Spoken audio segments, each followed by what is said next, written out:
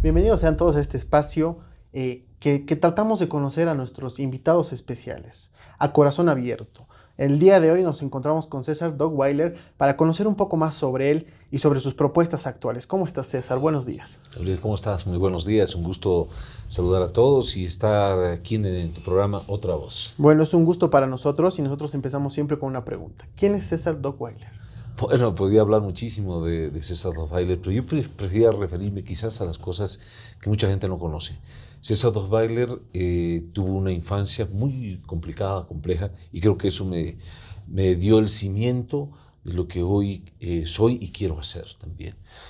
Fui un vendedor en los mercados, vendía bolsas, vendía dulces, vendía empanadas, queques, y caminé muchísimos de los mercados en nuestra ciudad de La Paz. En el corazón de César Dockweiler siempre estuvo el ser piloto de aviones de caza, de combate, y también ser economista, y ambas cosas las he logrado en la vida. César Dockweiler también ha llegado al grado de coronel de la Fuerza Aérea Boliviana, situación en la que también ejercía como gerente del teleférico en comisión del servicio por las Fuerzas Armadas en una institución pública. Se vio obligado a renunciar de las Fuerzas Armadas, bueno, en realidad no de las Fuerzas Armadas, sino que en un momento me dijeron, tienes que elegir, o te vuelves a las Fuerzas Armadas o te quedas en el teleférico, y ahí tomé una definición para seguir en el proyecto del teleférico. El teleférico a mí me dio un momento pero muy importante donde pude descubrir el propósito de mi vida, que el día de hoy es hacer cosas extraordinarias para mejorar la vida de la gente. Y bueno, tengo 2 maestrías, un doctorado, pero principalmente me he dedicado toda la vida a hacer proyectos. Es decir, si habláramos de algo que puede caracterizar a toda la vida de César Dockweiler, es que se ha dedicado a hacer proyectos, muchos, pero muchos proyectos. Qué interesante esta fusión, ¿no? Entre las Fuerzas Armadas, la función pública, cómo compartes la vida, cómo logras congeniar todas estas dos, tal vez creyendo que son dos ramas totalmente distintas, ¿no? Pero las unes muy bien y también el trabajo técnico dentro del teleférico. Son 2 ramas totalmente diferentes. Cuando yo llegué donde mi mamá y le digo, ¿sabes qué, mamita? Tengo 2 cosas para estudiar. Eran 2 cosas que mi mamá dice, está loco, ¿no? Porque, claro, le dije, yo quiero ser piloto de aviones de caza y quiero ser economista. Y mi mamá en ese momento me dijo, hijito, economista, porque si no te vas al colegio militar y te van a pegar, ¿no? Bueno, a mí esa decisión no fue esa sugerencia no fue de las mejores, así que hice un par de consultas más, y después, siempre en la reflexión que uno tiene que hacer de uno mismo, conversando con uno mismo, descubrí que yo podía hacer ambas cosas. E hice ambas cosas, claro, obviamente primero al colegio militar debe ser, porque si no se me pasaba la edad, ya no podía entrar al colegio militar y menos volar, ¿no? Entonces entré al colegio militar cuando ya estaba de grado de subteniente, ¿sí? Había retornado una beca porque me gané una beca en el exterior por tener el mejor promedio en estudios. En la historia de las Fuerzas Armadas y del colegio militar, nunca he vivido un cadete de primer año que gane el primer lugar en en calificación, en promedio de estudios. Y a mí me dieron el cordón celeste, ¿sí? Porque tenía el mejor promedio de todo el instituto. Y claro, eso me llevó a que también me gané una beca, estudié en Venezuela, volé varios aviones en Venezuela, Mentor, Tucano, F-16, en un premio también porque me distinguí por ser el mejor en estudios también en Venezuela. Y cuando retorné aquí, sí me hice piloto de caza. Cuando ya era subteniente, ya volando y era piloto de aviones de caza, dije, bueno, ahora me toca hacer la segunda parte. Así que me entré a la Universidad Gabriel N. Moreno, estudié economía, egresé, y desde entonces yo le llamo en buen término, para quienes nos están siguiendo, mi doble vida, ¿no? La doble vida en buen sentido. Es decir, seguí haciendo mi carrera militar, pero abrí mi empresa consultora, y desde entonces, desde el lugar donde hemos desarrollado muchísimos proyectos. En ese entonces yo creía que el propósito de mi vida era hacer proyectos, sinceramente, ¿no? Pero bueno, estas 2 cosas llegaron a confluir, como tú bien lo has señalado, llegaron a confluir a través de una llamada telefónica. Un general de la Fuerza Aérea con el que yo había trabajado, que me conocía mi trayectoria en las Fuerzas Armadas, pero también conocía mi trayectoria como economista, como proyectista, me dice en una llamada telefónica, César, acaban de designarme viceministro de Transportes, quiero que tú te vengas de asesor. O sea que mucha gente cree que yo llegué al Ministerio de Obras Públicas o al teleférico habiendo hecho campaña. o habiendo levantado banderas, como normalmente llegan los funcionarios públicos, no hay que decirlo claramente. Pero en mi caso no, yo llegué a través de una llamada telefónica invitado para ser parte del equipo asesor del nuevo viceministro de Transportes, que efectivamente era un general de la Fuerza Aérea. Así que ahí es donde confluye mucho más efectivamente, digamos así, mi carrera militar con la carrera de economista. Esa es, digamos, la primera parte, y también yo creo que te elegían por ser el área técnica, digamos, ¿no? Sí, El sí. área de asesoría. Pero ¿y cómo entras a la política? ¿Cuál es el paso? ¿Qué es lo que te motiva a dar ese paso para ingresar a la política? Esta pregunta es bien, bien interesante, Gabriel, porque mira, yo desde que estaba haciendo proyectos como consultor, con mi empresa consultora, decía, cada proyecto que yo hago, estoy contribuyendo con mi granito de arena al desarrollo del país, porque he hecho programas de desarrollo agrícola en el campo, en la ciudad, trabajé para la cooperación internacional, los bancos, el Banco Interamericano, Banco Mundial, CAF, bueno, ese era el segmento al cual yo ofrecía los servicios y ellos me contrataban. Entonces decía, cada proyecto es mi aporte al desarrollo del país. Y efectivamente sigo creyendo que sí, pero eran de verdad granitos de arena, así pequeños. Cuando yo llego al Ministerio de Obras Públicas, como lo relaté hace un rato, invitado, entonces me di cuenta que a través de la gestión pública, esos proyectos pueden tener mayor impacto. O sea, ya no es así pequeñito, sino ya no es un granito, sino se puede mover una piedra, una roca, algo más gigante. Es decir, me refiero figurativamente al impacto que puedes tener en la sociedad. Entonces dije, es a través de la gestión pública, es decir, proyectos bien diseñados, a través de la gestión pública pueden tener un impacto significativo para mejorarle la vida a la gente. Entonces, ese fue el primer toquecito. Pero obviamente para llegar a la gestión pública y hacerlo bien, sin incidencia de la mala política o de la vieja política, hay que incursionar en política. Yo creo que como todo ser humano comete errores y la primera incursión en política debía haberla hecho de otra forma.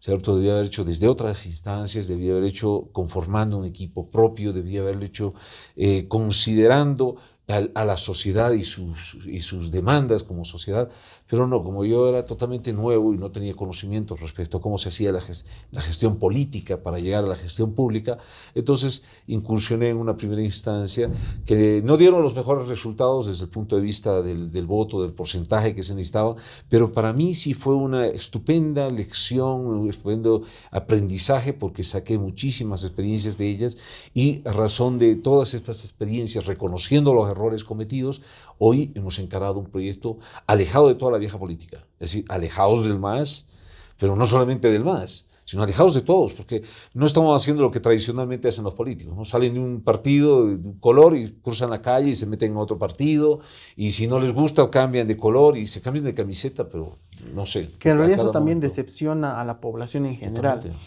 Yo creo, y desde algunos de los comentarios que recibíamos también de los jóvenes, es eso, es la creación también de partido, la creación, la apropiación de una idea política, de una ideología, cosa que se ha perdido en estos últimos años, ¿no? Mira, y ya que el programa está orientado hacia los jóvenes, esto que yo estoy contándoles quizás les pueda servir, porque la experiencia ajena es la experiencia más barata, es, ¿no? un dicho. La experiencia ajena es la experiencia más barata. Es decir, si podemos aprender de lo que ha vivido otro, ¿para qué lo vamos a vivir nosotros mismos? Básicamente eso. Entonces, yo qué les podría recomendar, si tienen interés en hacer transformaciones en el país, que estas transformaciones, por supuesto, le mejoren las condiciones a todos los bolivianos, es a través de la política, no es escapándole a la política. ¿Y por qué a veces no queremos incursionar en la política? Porque ha estado pues en malas manos, ha estado en gente que ha llegado a posicionar la política como una mala palabra. Hablar de política es pues lo peor en este país, nadie quiere saber de política porque claro, llegas a meterte en política y empiezas a apestar mal, por decirlo así de una manera. Entonces todo el mundo dice, no, yo no quiero meterme en política. Pero porque no nos hemos querido meter en política es que tenemos el país como está, que estamos en esta situación como estamos en este momento, y si no incursionamos en política, les puedo asegurar que el país va a seguir en las mismas condiciones. Así que, ya que estamos en un programa para los jóvenes, yo los animo a que no piensen en lo que puede tener como consecuencias incursionar en la política, sino más bien piensen en lo que pueden hacer utilizando adecuadamente este instrumento de la política. Hay que aportar, ¿no? desde donde estamos. Nosotros veíamos también en el programa la evaluación de que los jóvenes se han vuelto muy apolíticos, alejados del problema realmente o de las problemáticas que tenemos en la ciudad, sin ir muy lejos, ¿no? El control social, la posibilidad de ver cuáles son los errores de los políticos, de los que manejan el país en general. ¿Cómo evalúas tu primera experiencia política? Del 1 al 10, digamos, ¿cuánto le das? ¿Qué cambiarías ahora que ya estás yendo por tu rumbo propio? Bueno, si hacemos una calificación de mi aprendizaje, yo puedo decir que aprendí muchísimo, porque no sabía nada, ¿cierto? Yo llegué y me incursioné en un instrumento político del cual casi yo no podía hacer nada. A ver, les pongo un ejemplo. Sí, yo llego y me dicen, la Dirección Nacional pone al concejal número 1. El candidato pone al concejal número 2, o sea, yo. El número 3 lo pone el War Room, y es más, te dan un equipo de estrategia política ya que viene impuesto. El cuarto lo pone la dirección departamental, el quinto lo pone, o sea, todos lo ponen el partido y te dejan a ti que tú pongas uno y pongas los suplentes. Que además casi no tienes mucho juego de cintura respecto a una estrategia y menos a conectarte adecuadamente con la sociedad, a entender, a escucharlos. Y creo que si hablamos de aprendizaje, aprendí mucho. Es decir, me ha dado lecciones. No es como uno quisiera aprender, pero de las caídas, de los malos momentos es cuando uno mejor aprende. Y yo diría que aprendió y le pondría un 9 o quizás más de puntaje desde el punto de vista de aprendizaje. Desde el logro del resultado, por supuesto que nos hubiera gustado lograr ganar las elecciones, pero digo, cada situación tiene su tiempo y su lugar, y Dios sabe por qué suceden las cosas. Y ese no era el momento para nosotros. ¿Por qué? Porque hubiera sido muy complicado estar en un gobierno supeditado a una estructura política que quizás hubiera más bien gestionado y administrado todo ese gobierno. En cambio, hoy nosotros hemos empezado a trabajar, y esto es de las cosas que estamos haciendo, hemos empezado a trabajar hace 4 años y medio, no están empezados, ya son 4 años y medio, que venimos trabajando con la gente, en las calles, en la periferia, en las plazas, en los mercados, con los jóvenes, con las mujeres, incluso con los niños que hemos conversado, con personas de la tercera edad, con personas con discapacidad, y junto con ellos estamos armando un programa, y junto con ellos hemos decidido alejarnos totalmente de la vieja política, ¿sí? Y no ni siquiera adoptar ni abrazar una ideología política, porque esto es lo que dicen, ¿no? O de izquierda o derecha. Yo los escucho ahorita hablar a todos, ¿no? Algunos son del centro, unos niegan que antes estaban en la socialdemocracia o de no sé qué. O sea, al final niegan todo porque la coyuntura dice, por aquí si tú dices esto vas a perder votos, cuando en realidad debíamos reconocer que podemos habernos equivocado. Yo en algún momento también, y puedo decirlo con toda claridad, dije, ¿no? Alguien me preguntaba cuál era mi inclinación, yo le dije, bueno, mi inclinación es más hacia el lado del socialismo. Hoy digo, no es esto, ¿cierto? Y este es un error que uno comete, ¿cierto? Hoy más bien nosotros estamos creando todo un concepto en función del humanismo. O sea, el ser humano en el centro de la atención, como debió ser siempre. Es decir, la política debía estar orientada a mejorar la vida de la gente. Y entonces, ¿por qué tenemos que estar divididos y fraccionados, confrontados desde esas trincheras de izquierda, derecha, de socialismo, capitalismo, comunismo, liberalismo, que lo único que han hecho es tenernos a todos los bolivianos peleados? ¿Sí? Peleados. Y entonces los que están de la derecha dicen estos zurdos de y le ponen todos los adjetivos que quieran, y los que están a la izquierda dicen estos fachos de y ponen todos los adjetivos que quieran. Y ahí sigue creciendo esta confrontación, cuando en realidad Bolivia, en este momento, Bolivia, así como está, nuestro país, nos necesita a todos los bolivianos. Pero en realidad, César, también eso les conviene a los partidos, la división en la sociedad. Ellos lo hacen. Claro. Ellos lo provocan, porque así crecen.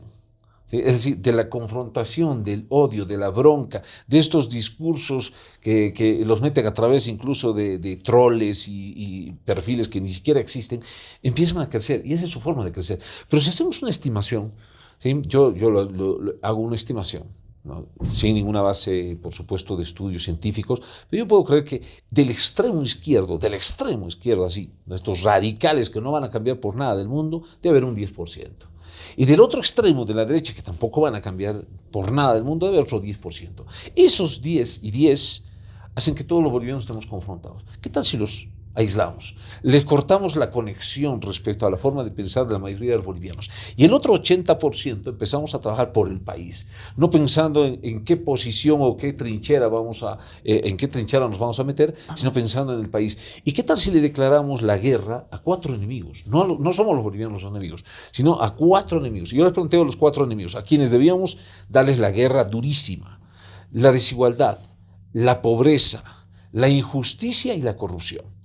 Y entonces el 80% de los bolivianos peleando contra la desigualdad, contra la injusticia, contra la corrupción, contra la pobreza, y los otros que se sigan ahí en su trincherita haciendo lo que quieran ellos, ¿no?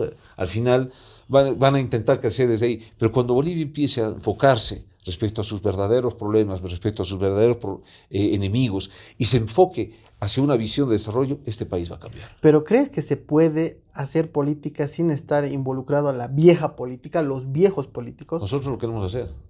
Y yo creo que sí. Yo creo que sí. Es muy difícil incluso explicar a alguna persona o hacer entender a una persona que nosotros no vamos a practicar los viejos moldes de la política. Porque hoy, por ejemplo, vemos candidatos jóvenes, ¿sí? Jóvenes que dicen: nosotros somos la renovación. Pero atrás tienen unos políticos que ya han estado más de 20 años, ¿no? Claro. Y están en el mismo molde, además, ¿no? O sea, puedes ser muy joven, pero si estás en el mismo molde de la vieja política, eres de la vieja política, no eres ninguna renovación. Es como yo siempre digo: aquí me voy a cambiar mis zapatitos, está viejo, lo voy a renovar, pero va a entrar en el mismo pie, ¿cierto? Entonces seguimos hablando de la vieja política. Lo que planteamos es innovación política. Innovación. Es decir, hacer las cosas de manera totalmente diferente.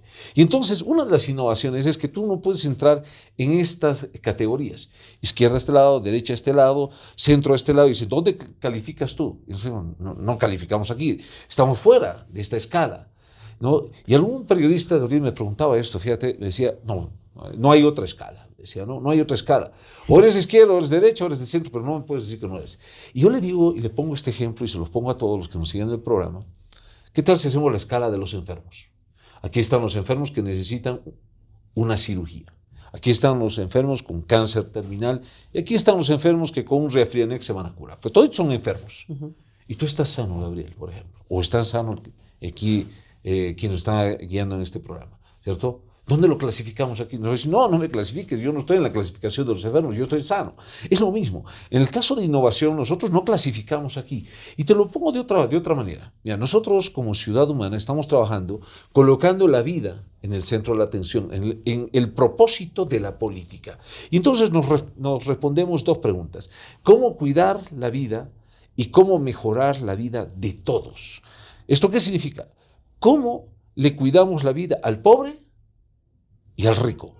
El pobre puede estar al lado de la izquierda y el rico puede estar al lado de la derecha. ¿Cómo le cuidamos la vida a ambos? A todos. ¿Cómo le mejoramos la vida al trabajador y al empresario? Están ahí los dos también, ¿sí? ¿Cómo le cuidamos la vida al que vive en la ciudad o al que vive en el campo? Es decir, cuando ponemos el concepto de la vida en el centro de la atención y de la política, sí podemos pensar en hacer innovación política. Eso es lo importante. Y quiero que les cuentes a todos nuestros oyentes, a las personas que nos siguen, cuál es la diferencia, qué quieres lograr, qué quieres hacer que la gente crea en tu proyecto político y crea en ti principalmente. ¿Qué es lo que necesitas para que la gente confíe en ti?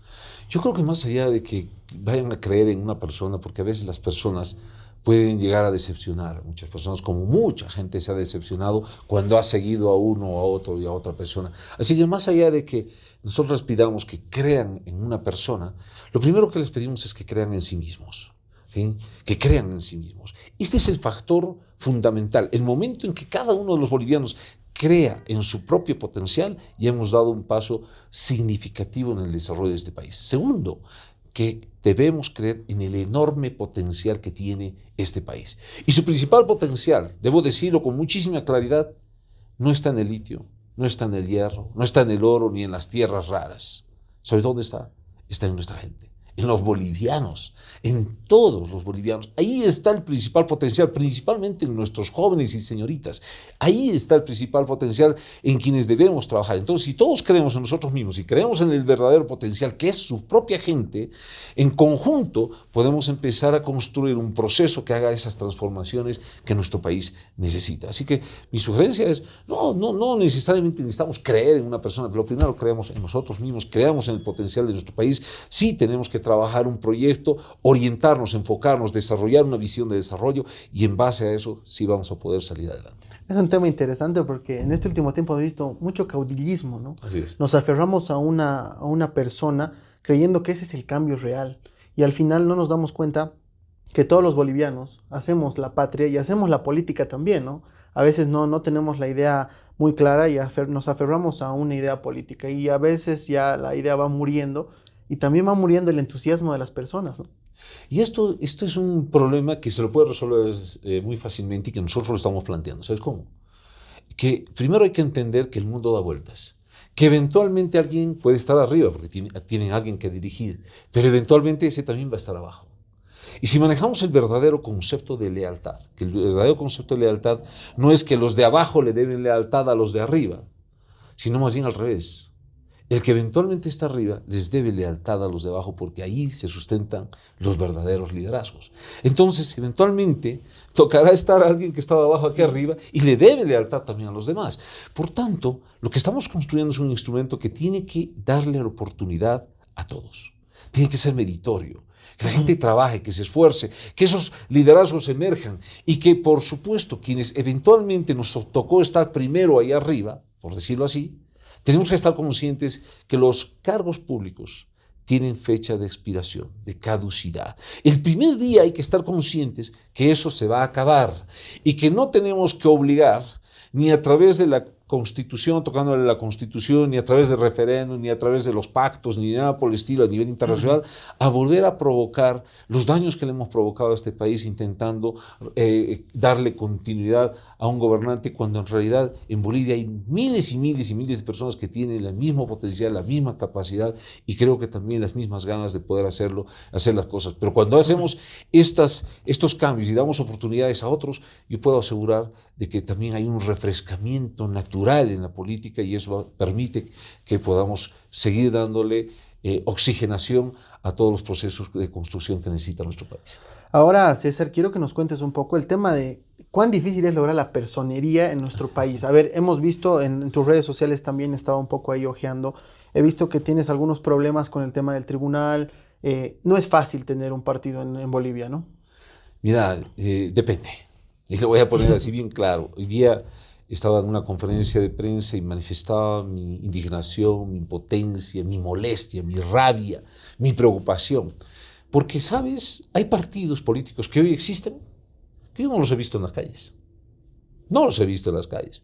No es que han estado haciendo recolección de firmas y huellas en las calles, en las plazas, en las avenidas. Y mucha gente cuando agarra dice, oye, ¿qué rato pues? No nos enteramos. ¿No? O le habían dicho que por este tarjetita y les han hecho firmar sin saber para qué era y los han engañado incluso a la gente. Así que quizás para esas agrupaciones no les ha costado nada. ¿Sí? Que inclusive, y esto hablo de una presunción, dice que hasta venden datos desde adentro. Entonces es más fácil, estamos hablando de un presunto hecho de corrupción, por supuesto. Para ellos es mucho más fácil, todo lo meten con plata. Pero nosotros empezamos este proceso un 25 de febrero. 25 de febrero. Podemos contar los días y los meses ahora. ¿Y sabes qué? Lo primero que ya salieron con observaciones absolutamente ridículas. Como por ejemplo, inicialmente dijimos, nosotros queremos hacer la recolección de firmas en el método mixto. ¿Qué significa esto? Libros y biométrico. Y en el órgano electoral, en el tribunal electoral, nos dijeron, eso no se puede. Cuando otro partido ya lo había hecho. Tuvimos que demostrarle que otro partido ya lo había hecho para que digan, ya, vamos a pedir línea del Tribunal Supremo de la Nacional para que ustedes dejemos hacer. Bien, nos dieron, empezamos. El sistema, ¿sabes? Con biométrico tenías que validar, se caía el sistema, no funcionaba como debía funcionar un sistema de recolección de firmas. Luego cuando nos tenían que entregar libros, nos dicen, no los tenemos. O sea, el órgano electoral no tenía libros. Y entonces nos dice, vamos a suspender el tiempo y suspenden 32 días nuestro proceso de recolección de firmas en libros, ¿sí? Para después decirnos, no vamos a obtenerlos, hágase imprimir nomás usted. Y nos mandan una imprenta para que nosotros mismos nos imprimamos. Y luego entregamos todos los registros después de haber hecho un trabajo dificilísimo, lluvia, granizo, frío. Ahí tenemos un montón de gente que puede contarles a ustedes cómo ha sido todo ese proceso de recolección, porque nosotros no accedimos a ningún tipo de cosas extrañas en medio como pueden ocurrir y que además medio que insinuaron algunas personas, ¿cierto? Y bueno, entregamos todos nuestros datos y el órgano electoral responsable después de que tú le entregas todo, porque le entregas tus libros, que es la prueba, ¿no? La verdad material, los documentos, y le entregas un CD con todos los datos, desde ese momento entra en una cadena de custodia eso, y queda en manos de ese órgano. Agarran y nos dicen un día que tienen otros datos. Y cuando vamos a la sala plena y les demostramos que esos no son nuestros datos, ellos se ratifican en seguir usando los datos que no sabemos de dónde los sacaron y de dónde los inventaron. Lo cual nos pone a nosotros en una situación de mucha preocupación respecto a cómo manejan los datos de las elecciones.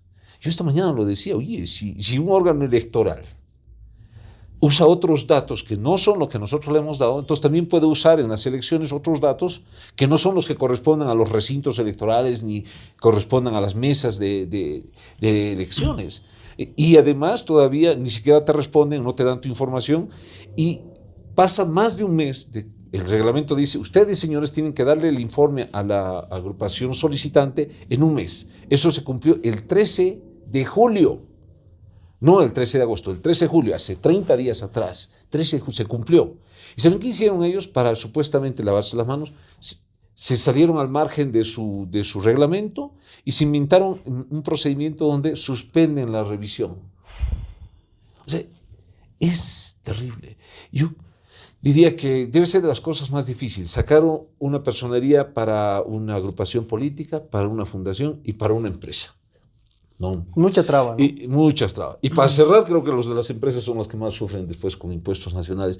Por eso que nuestro país está categorizado entre los peores lugares para hacer institucionalidad, ¿no? Y a raíz de esto, César, la gente también se pone en duda de la confiabilidad del tribunal. Ahora nos das ejemplos claros que hay que tener nomás cuidado. No queremos decir que todos estén manchados con el mismo problema, pero sí. En este último tiempo la población también ha estado viendo que aparece de la nada siendo partidaria de una asociación, de un grupo de política, ¿no? Político. Es raro, ¿no? Que aparezca tu firma, que aparezca tu nombre en libros y actas. ¿Cómo puedes darles la credibilidad? ¿Cómo puedes decir y asegurar que ninguna de estas personas que no ha firmado por tu agrupación no va a estar ahí después con Ciudad Humana siendo partidario, ¿no? Mira, en lo personal, yo debo decirles que yo no confío en absoluto, por los antecedentes que estoy mencionando, no confío en nuestro órgano electoral, porque hemos mandado 50 cartas, no una ni 10, 50 cartas, desde el presidente del Tribunal Supremo Electoral hasta la presidenta del Tribunal Electoral Departamental, sus vocales, sus áreas técnicas, sus personeros y todo eso. Y ¿sabes? Han ocultado la información nuestra. Porque nosotros le estamos solicitando que nos digan cuáles son los informes. O sea, una organización como es el órgano electoral, que debía ser 100% transparente, porque esa es la garantía. ¿Qué queremos todos los bolivianos? Elecciones transparentes. Que no te toquen el voto, que si el pueblo boliviano decidió por A, pues es A. Nos guste o no nos guste, o decidió por B, es B, y nos guste o no nos guste. Eso es lo que quiere el pueblo boliviano. Así es la democracia. Pero si tienes una organización que te oculta información, que no te la da la información, que se la guarda intencionalmente, entonces a mí me deja así como que, wow. Nos van a ocultar información de los resultados del acta, nos van a esconder un montón de cosas. Es realmente preocupante. A vísperas de las elecciones, yo lo tengo que decir, y simplemente mi recomendación, mañana nos toca de alguna forma, ¿no?, tomar estas definiciones, y nos tocaría cuidar el voto. O sea, que no sea simplemente los que se quedaron en la mesa, sino el momento del conteo hay que ir. Hay que tomarle fotos al acta, hay que publicarlas, hay que decir entre todos, en mucha gente, compartir esta información para que no nos roben estas elecciones. Porque yo no estoy hablando por nadie, ni estoy a favor de nadie. No estamos apoyando absolutamente a nadie en estas elecciones nacionales. Pero sí, mi compromiso es con la democracia, con fortalecer la democracia. Y la mejor forma de fortalecer la democracia es que sus organizaciones realmente sean transparentes, situación que no se ha dado en el manejo de nuestra información. Ese es un problema, pero también hemos visto cómo se ha ido pudriendo poco a poco la política. Yo no sé realmente, César, si son los actores políticos, si es la población que no ha sido partícipe de una buena forma. En Hemos visto, por ejemplo, esta mala práctica de llevar a los trabajadores públicos a votar por uno o por otro candidato. No importa si es alcaldía, gobernación, si es el estado, el gobierno central. ¿Qué opinas de esto? Veíamos en redes sociales en estos últimos días algunos afiches donde decía, somos 500,000 empleados públicos, más la mamá, más la tía, llegamos a 2 millones, podemos ganar. ¿Qué opinas de esa manipulación del voto mediante este tipo de condicionantes, digamos? Jamás vamos a estar de acuerdo con el tema de la manipulación. Y la manipulación que tú estás mencionando no solamente es mediática, sino que internamente les llaman, les hablan a cada uno de los funcionarios y ahora les dicen, nos tienes que mandar la foto de tu voto. ¿Sí?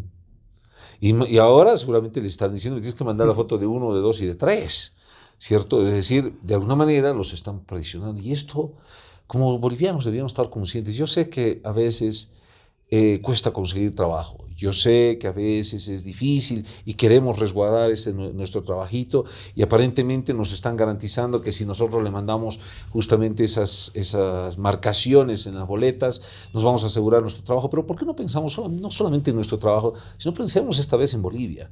¿Sí? Creo que este es el momento clave para pensar en nuestro país y después nos tocará pensar en nuestras ciudades y más adelante seguiremos construyendo y no es la forma, porque cuando existe manipulación, no estamos construyendo un país de acuerdo a lo que la gente requiere, lo que la gente necesita, lo que la gente sueña, lo que la gente realmente aspira en el futuro. Así que yo les recomendaría a aquellos que de alguna manera los están presionando, que no se sometan a este tipo de manipulación. Más bien creo que valdría la pena que se denuncien este tipo de hechos a objeto de que podamos poner en evidencia de que hay gente que usando otros instrumentos extraelectorales pretenden aprovechar la situación.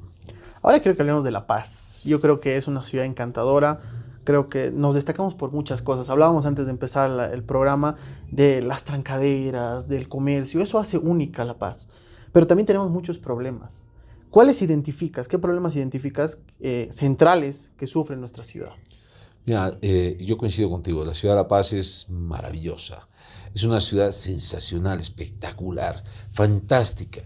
Nosotros como paseños, quizás ya que vivimos acá, hemos nacido acá, hemos crecido acá, ya estamos acostumbrados y ya como que no nos llega a asombrar demasiado. Pero quien viene del exterior se asombra. ¿Quién se le ocurrió construir una ciudad en esta hollada fantástica, donde cuando llegas de noche parecía que estuvieras en el cielo?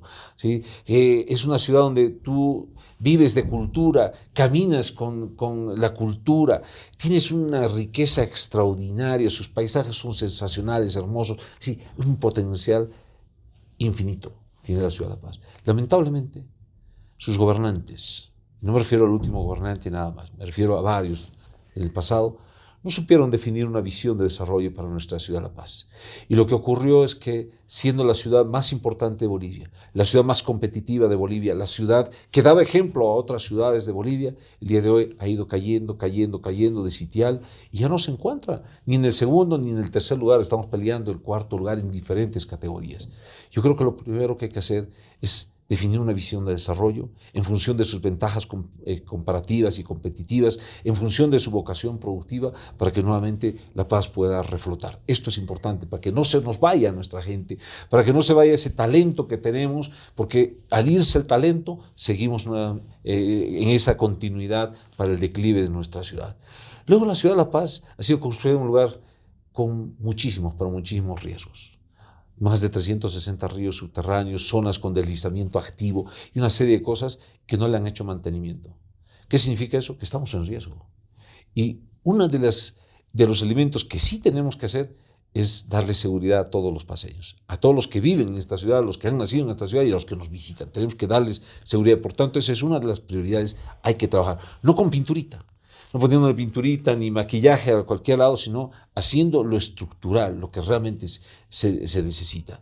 También debemos trabajar en los temas de salud, en los temas de educación, en los temas de congestión vehicular y ampliar y mejorar un sistema integrado de transporte entre Teleférico, Pumacatari, Chiquititi y los transportistas públicos para que tengamos una ciudad menos congestionada, la ciudad de las centralidades, trabajar en conceptos que realmente empiecen a darnos más respiro en nuestra ciudad. Tenemos que darle mucho más árboles, tenemos que darle mucho más espacios públicos para los niños, para los jóvenes, tenemos que darles oportunidades también a nuestros jóvenes. Es decir, La Paz necesita muchísimo y nosotros estamos trabajando en este momento desde Ciudad Humana en 10 ejes estratégicos para transformar esta ciudad de La Paz en la ciudad que todos soñamos, que todos nos merecemos y que les puedo asegurar la podemos hacer realidad. César, ya para ir cerrando, y quiero agradecerte por haber estado con nosotros. Hay algo que a mí me hace pensar mucho, el por qué no se puede avanzar en muchos aspectos en la ciudad. Por ejemplo, y quiero que me lo aclares tú que tienes tal vez más experiencia, el tema del transporte público, porque si no estás con los transportistas, te bloquean. El tema de las vendedoras en la calle, si no estás con ellas, te hacen problemas. ¿Crees que esa es una limitante para poder poner en orden la ciudad? Yo creo que no. Mira, y te lo explico por qué. Porque estamos trabajando con gremiales, estamos trabajando con transportistas, estamos trabajando con la sociedad.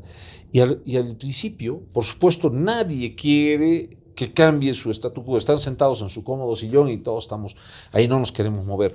Pero cuando definimos un objetivo, decimos, ¿qué tal una mejor ciudad en función de este objetivo?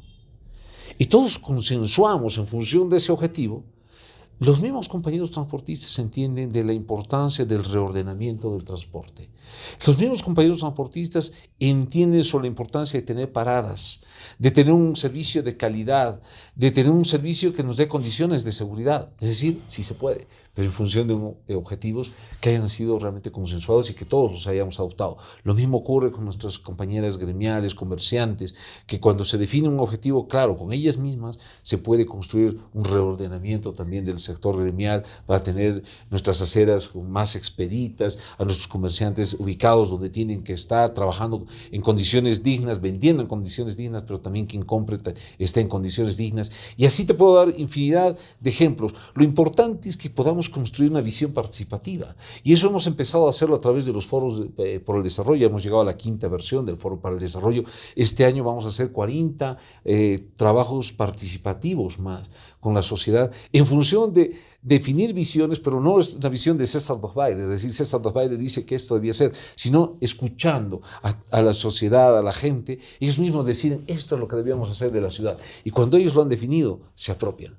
Y cuando se han apropiado, ellos mismos proponen, ¿sí? Y a través de este mecanismo yo creo que sí podemos construir una mejor ciudad. Así que no, el problema no está en la gente, el problema ha sido en la falta de un proceso participativo que nos permita construir consensos para mejorar nuestra ciudad. ¿Cómo puede la gente que esté interesada en ser parte de este trabajo de Ciudad Humana ser parte? ¿Dónde tiene que ir? ¿Dónde puede asistir a las reuniones? ¿Qué tiene que hacer para ser parte? Bueno, en primer lugar, nosotros estamos buscando a las mejores mujeres y a los mejores hombres de este país. Y para nosotros tenemos una definición de mejores mujeres y mejores hombres. No son aquellos que han estudiado en Harvard, Oxford o MIT y que tienen un titulazo. Ni tampoco son los que tienen 50 años de experiencia en el Banco Mundial o en el BID. Para nosotros eso es mochila. Es decir, han cargado por su experiencia y sus estudios. Para nosotros las mejores mujeres y los mejores hombres son aquellos que tienen principios, valores, ética, compromiso, vocación de servicio, ganas de hacer historia, ganas de hacer transformaciones en su ciudad. Si tú cumples esos requisitos, bienvenido. Bienvenido. Te recibimos con los brazos abiertos porque estamos armando el equipo de las mejores mujeres y de los mejores hombres. Y el segundo requisito es que te apropies de Ciudad Humana. ¿Qué significa? Que no eres un anexo, que no eres un invitado, que no solamente te vamos a utilizar como escalera o que queremos que nos apoyes, sino más bien todo lo contrario. Queremos que tú te apropies, que seas parte de, que tomes definiciones, que trabajes en los objetivos, que la sudes la camiseta, pero que también en algún momento eventualmente estés al mando de este vehículo llamado Ciudad Humana. Con esos dos requisitos, mira, nos puedes buscar a través de las redes sociales, nos puedes escribir, nos puedes contactar, puedes visitarnos en nuestras oficinas, puedes estar en contacto con toda la gente que está trabajando en el territorio territorio, porque yo estoy seguro que con esa participación tuya vamos a mejorar cualitativamente las condiciones de vida de nuestra ciudad. Muchas gracias por esta entrevista, César, y que no sea la última. No, por que favor. tengamos una entrevista después de todo este proceso electoral y también ya viendo las elecciones subnacionales, ¿no? Sí, no, más bien, Gabriel, muchísimas gracias por la invitación y a quienes nos han seguido en Otra Voz. Yo les decía hace un rato, Otra Voz es una palabra que usábamos en las Fuerzas Armadas, ¿cierto? Otra voz, hagamos de otra forma, hagamos de otra manera. Y eso es justamente lo que estamos provocando desde Ciudad Humana. Queremos otra voz, es decir, hagamos las cosas de manera diferente. Así que yo encantado las veces que tú quieras, Gabriel, para poder acompañarlos en el programa y poder hablar de estos temas que sé que a los jóvenes principalmente les interesa muchísimo. Así que muchísimas gracias. Gracias. Esto ha sido A Corazón Abierto con César Rojas.